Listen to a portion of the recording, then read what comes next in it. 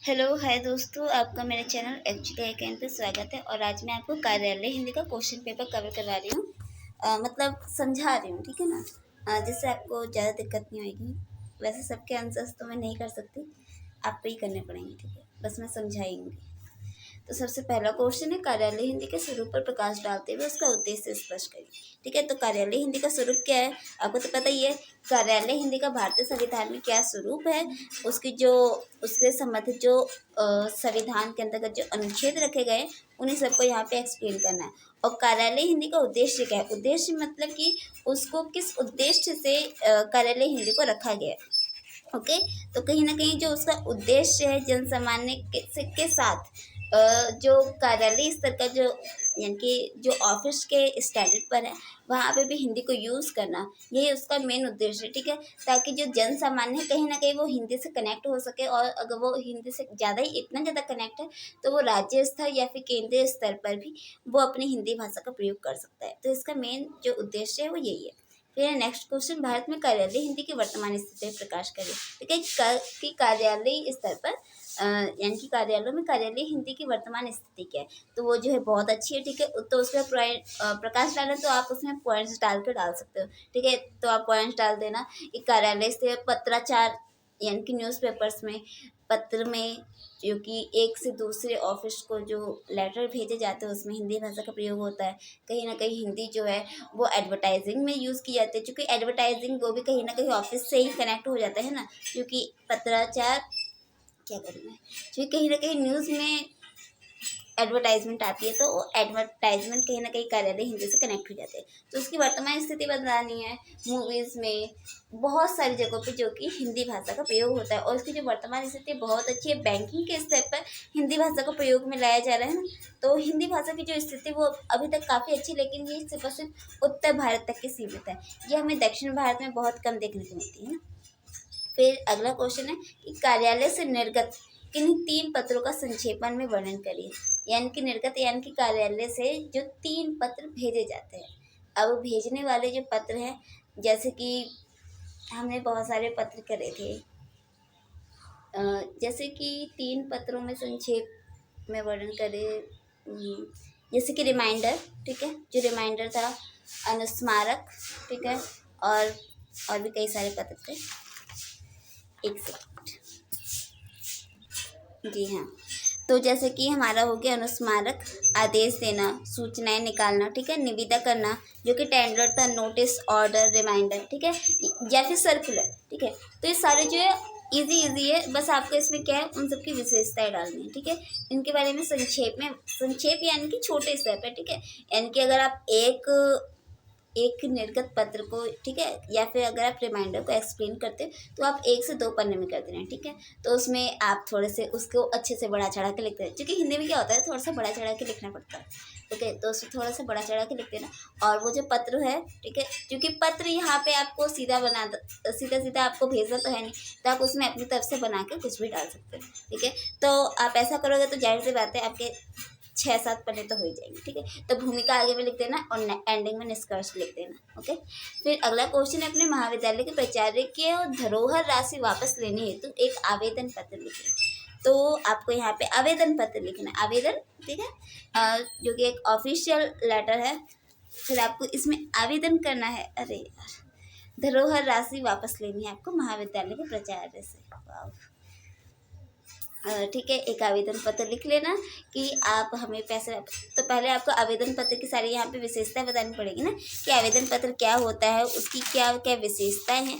अगर आप नहीं बताओगे तो फिर आपका जो आपका जो पेपर है कहीं ना कहीं वो आपका रद्द हो जाएगा। तो हमने आवेदन लेखन पढ़ा था। ठीक है, कि आवेदन लेखन क्या होता है, आवेदन लेखन को आखिर किस लिए यूज़ किया जाता है, और हमने उसका एग्जाम्पल भी पढ़ा था। और आवेदन लेखन की हमने विशेषताएं भी पढ़ी थी। मैं तो सब भूल गई, आपको याद करना है, आप करना। ठीक है, तो आपको यहाँ पे आवेदन के बारे में बताना पड़ेगा। फिर अगला है, एक अच्छे टिप्पण की विशेषताएं लिखिए। टिप्पण यानी कि टिप्पणी। ठीक है, हमने पढ़ा था, मेरे को हल्का फुल्का से याद है। टिप्पण जो होता है, और टिप्पणी, टिप्पण प्रक्रिया है और टिप्पणी उस प्रक्रिया का परिणाम है। ठीक है, तो टिप्पणी करनी है। ठीक है, तो उसकी सारी विशेषता लिखनी है। ठीक है, विशेषता अच्छे से बड़ा चढ़ा के लिखना। आगे में मेन पॉइंट, फिर उस मेन पॉइंट को एक्सप्लेन करना है, ठीक है, अपनी तरफ से एक्सप्लेन कर देना। मैंने जो पढ़ाया है वो तो याद ही रखना। अगर आपकी टीचर्स भी आपको पढ़ाए तो बहुत अच्छी बात है, बहुत बहुत अच्छी बात है कि आपको हर जगह से हेल्प मिल रही है, ठीक है। मेरे को जहाँ तक लग रहा है ओपन बुक एग्जाम ही होंगे, ठीक है। आपको ज़्यादा दिक्कत भी करने की जरूरत नहीं है, बस आप अपने नोट्स प्रिपेयर रखना है, क्योंकि देख के टिकना है, और अपनी राइटिंग की स्पीड बहुत अच्छे से रखना है, ठीक है। राइटिंग स्पीड बहुत अच्छी होनी चाहिए, नहीं तो 3 घंटा मिलेगा ओपन बुक एग्जाम में, सामने कॉपी खुली हुई है, तब भी आप देख के पूरा अच्छे से नहीं कर पाओगे। इससे अच्छा है कि आप अपनी राइटिंग स्पीड को अच्छा करो, बहुत अच्छी करो, ठीक है, कि आप 1 मिनट में कम से कम आधे पन्ने से ज़्यादा कर लो, ओके। इतनी हिम्मत रखो, ठीक है।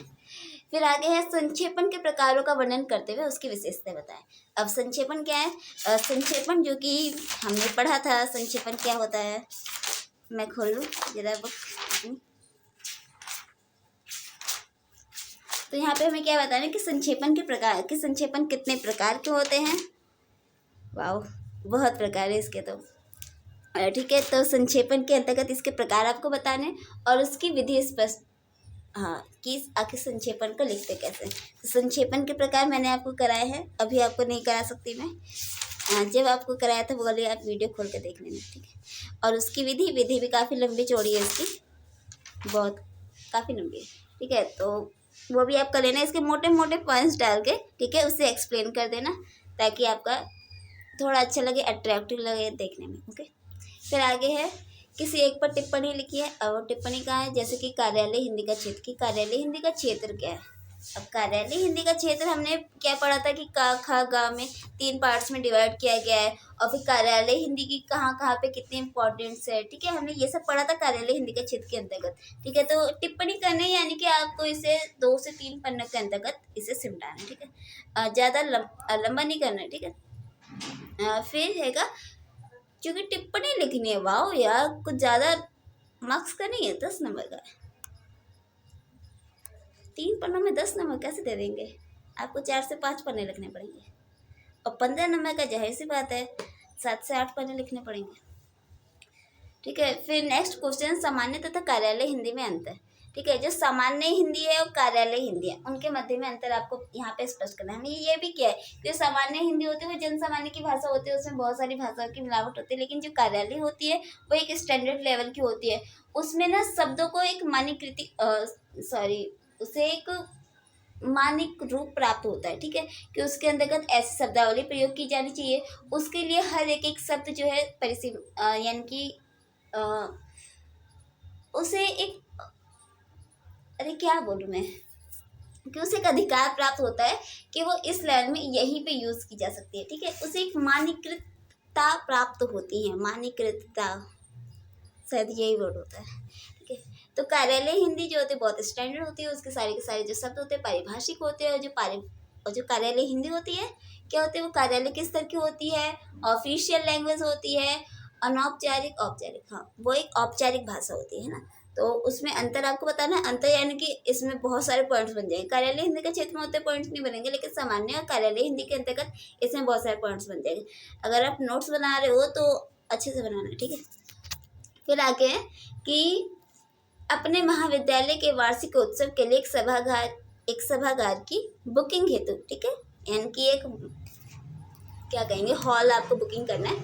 तो उस हॉल की बुकिंग हेतु महाविद्यालय की ओर से भेजे जाने वाले पत्र के प्रारूप तैयार कीजिए, ओके। तो यहाँ पे आपको पत्र का प्रारूप तैयार करना है, यानी कि आपको प्रारूपण का काम मिला है, ओके।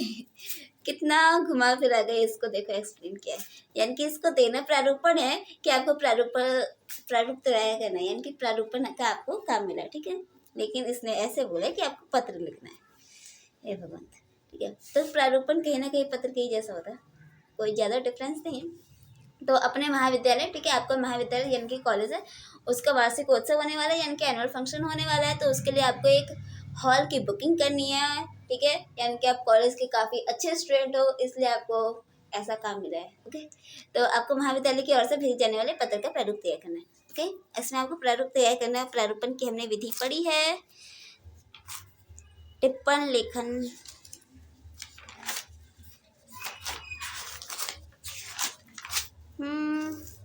तो प्रारूपण जो कि ड्राफ्टिंग है ना, तो हमें प्रारूप तैयार करना है। प्रारूप के अंतर्गत क्या चीज़ें आती है यार, जो पत्र में आती है वही सारी चीज़ें तो आती है। प्रारूपण की विधि क्या है, उसके बहुत झमेला है सच्ची में। क्वेश्चन पेपर लेके बैठ जाओ, दिमाग खिल जाता है। तो प्रारूप हमें यहाँ प्रारूप तैयार करना है, ठीक है। वार्षिक महोत्सव का प्रारूप है, तो कितने नंबर का, 15 नंबर का। ज़्यादा लंबा चौड़ा खींचना पड़ेगा क्या, कमाल की बात है यार। ये तो उतना लंबा होएगा नहीं, एक छोटा सा पत्र तो तैयार करना है जो कि 1 से 2 पन्नों के अंदर निपट जाएगा। क्योंकि ज़्यादा लंबा चौड़ा अगर हम तैयार करेंगे तो 15 नंबर कैसे दे देंगे। एक प्रारूप तैयार करना है, तो फिर हमें इसकी आगे में भूमिका डालनी पड़ेगी। जाहिर सी बात है, भूमिका डालनी पड़ेगी। स्टार्टिंग में हम इसमें भूमिका डालेंगे, है ना, तभी हमारा ये क्वेश्चन जो है थोड़ा अच्छे नंबर का बन पाएगा। क्योंकि 15 नंबर दे रहे, 15 नंबर जो है सिर्फ सिर्फ एक पत्र लिखने के लिए नहीं दे सकते, हमें उसमें थोड़ा ऐड करना पड़ेगा। तो स्टार्टिंग में भूमिका डालोगे कि क्योंकि पत्र का प्रारूप तैयार करना है, तो हमें प्रारूप के बारे में लिखना पड़ेगा कि प्रारूप होता क्या है, प्रारूप की विशेषताएं डालनी पड़ेगी, प्रारूप की परिभाषाएं डालनी पड़ेगी कि इसने कि ये विद्वान रहे हैं, इन्होंने ऐसी ऐसी परिभाषाएं दी है, उसकी ये विशेषता रही है ना, तो हमें वो सब डालना पड़ेगा, है ना। तो हमें यहाँ पे इन सब की परिभाषाएं डालनी पड़ेगी। फिर उसके बाद हमें प्रारूप की थोड़ी विशेषता डाल के फिर हमें यहाँ पे, ठीक है, तो ये सब जो हमारा काम हो जाएगा वो 2 से 3 पन्नों के अंतर्गत हो जाएगा। फिर उसके बाद हमें प्रारूप यहाँ पे तैयार करना है। अपने विद्यालय, अपने महाविद्यालय के बारे में आपको स्टार्टिंग में बताना पड़ेगा। प्रेक्षक जो कि हॉल का जो भी इंचार्ज होगा, ठीक है, या फिर वहाँ का जो भी हेड होगा, उसके नाम पे, चूंकि आप उसके बारे में जानते हो नहीं तो उसका सिर्फ उसके पद का नाम लिख देना, ठीक है। फिर उसके आगे सेवा में निर्देशक या फिर जो भी है हेड है, इंचार्ज, उस सब के बारे में लिख के फिर अपना विषय डालना, ठीक है। फिर उसके बाद जो भी आपका है कि हमारा कॉलेज का जो कि है एनुअल फंक्शन होना है, यानी कि वार्षिक महोत्सव होना है, तो उसके लिए हमें आपके हॉल की ज़रूरत है। तो अपनी अपनी सारी डिमांड्स डाल देना, खाने के लिए ये सब, और अच्छी सिक्योरिटी होनी चाहिए, सेफ्टी होनी चाहिए, ठीक है। और ज़्यादा थोड़ी मोड़ी सेफ्टी होनी चाहिए, है ना, यानी कि गार्ड वार्ड होने चाहिए। तो आप अपनी एक्सपेक्टेशन के हिसाब से उसमें सारी चीज़ें डाल देना, ओके। तो इससे आपका हो जाएगा, जाहिर सी बात है, प्रारूप तैयार हो गया। तो कम से कम ये आपका 5 से 6 पन्ने में हो जाएगा। ये फिर भी 15 नंबर के लिए 5 से 6 पन्ने काफ़ी है, ज़्यादा नहीं, फिर भी ठीक है। चलो, फिर उसके बाद क्या, संक्षेपण का कार्य दिया गया। जैसे कि भारतवर्ष एक बहुत बड़ा देश का इसका इतिहास बहुत पुराना है। इस इतिहास का जितना जाना जा सकता है उसकी अपेक्षा जितना नहीं जाना जा सकता वह गैर भी पुराना और महत्वपूर्ण है। ना जाने किस अज्ञात काल से नाना जातियां आ आकर इस देश में बसती रही है और इसकी साधना को नाना भाव से मोड़ती रही है, नया रूप देती रही है और समृद्ध करती रही है। इस देश का सबसे पुराना उपलब्ध साहित्य आर्यों का है। इन्हीं आर्यों के धर्म और विश्वास नाना अनुकूल प्रतिकूल परिस्थितियों में बनते बदलते अब तक इस देश की अधिकांश जनता के निजी धर्म और विश्वास बने हुए हैं। आर्य और द्रविड़ों की सभ्यताओं का संघर्ष और बाद में समन्वय एक चिंतनीय ऐतिहासिक सत्य है, ठीक है। ज़्यादा लंबी नहीं है, संक्षेपण करना है, ठीक है। तो इसमें से जो मोटे मोटे पॉइंट्स है वो आप डाल दो, ठीक है। ज़्यादा हार्ड लैंग्वेज नहीं, बस सीधी सादी भाषा आपको संक्षेपण करना है, ठीक है। तो आपको यहाँ पे संक्षेपण की विशेषता डालनी पड़ेगी, क्योंकि यह 15 नंबर का मार्क्स है। इतना छोटा सा इन्होंने एक दिया है पैराग्राफ, उसको आप संक्षेपण करोगे, ठीक है, उसे वो और छोटा करोगे तो फिर 15 नंबर तो देने से रहे। आपको इस संक्षेपण की विशेषताएं डालनी पड़ेगी, संक्षेपण को बताना पड़ेगा, संक्षेपण होता क्या है, उसको परिभाषा लेकर क्या डाली गई, तो आपको वो सब बताना पड़ेगा। फिर उसके बाद है ये सारे वर्ड्स है, चलो मैं आपको ये क्लियर करवा देती हूँ। तो सबसे पहला आएगा क्या है, कैरिंग फॉरवर्ड। तो सबसे पहला जो वर्ड है कैरिंग फॉरवर्ड, इसका मतलब क्या होता है, इसका मतलब होता है अगिनती शेष। फिर उसके बाद है डेडिकेशन एट सोर्स, इसका मतलब है स्रोत पर कटौती। फॉलो अप ओकेशन, मतलब कि अनुवर्ती कार्यवाही। फिर एक्सप्लेनेशन में बी कॉल्ड फॉर, फिर इसका मतलब क्या है, इसका मतलब है कि स्पष्टीकरण के लिए बुलाया जा सकता है। फिर है एक्सपेक्टेड फॉर पेमेंट, मतलब जाहिर सी बात है एक्सपेक्टेड फॉर पेमेंट, भुगतान के लिए स्वीकार किया गया। प्लीज सर्कुलेट एंड फाइल, कृपया प्रसारित करें और प्रोफाइल और फाइल करें। फिर है we have no remark to offer, we have no remark, तो इसका मतलब है हमारे पास कोई टिप्पणी नहीं है। The proposal is self explanatory, तो इसका मतलब है प्रस्ताव स्वव्याख्यात्मक है, ठीक है, यानी कि अच्छे से एक्सप्लेन किया गया है। I have the honour to say, I have to honour to say, मुझे सम्मान है। फिर है इशू टुडे, यानी कि आज जारी किया गया है, यानी कि बुक इशू हो गई है ना। तो जैसे हम मोस्टली इशू वर्ड करते हैं कि तुम्हें कोई इशू कोई समस्या है, यहाँ पे इशू का मतलब है कि आज ही जारी की गई है। फिर उसके बाद है, तो इसमें से 5 वर्ड को आपको बताया है। तो सबसे पहले ऑडियो विजुअल, जिसका मतलब होता है दृश्य श्रव्य, बायलॉ उपविधि, क्लीनिंग मतलब सफाई, ठीक है। फिर है डिपोजिटर, डिपोजिटर का मतलब होता है जमाकर्ता। फिर है एडिटोरियल, जिसका मतलब होता है संपादकीय। टीरियल गुडविल, गुडविल का मतलब साख। आइडिया विचार, ठीक है, मेरे को एक आइडिया आया यानी कि विचार है। डिक्रिएशन मतलब कि विवेक।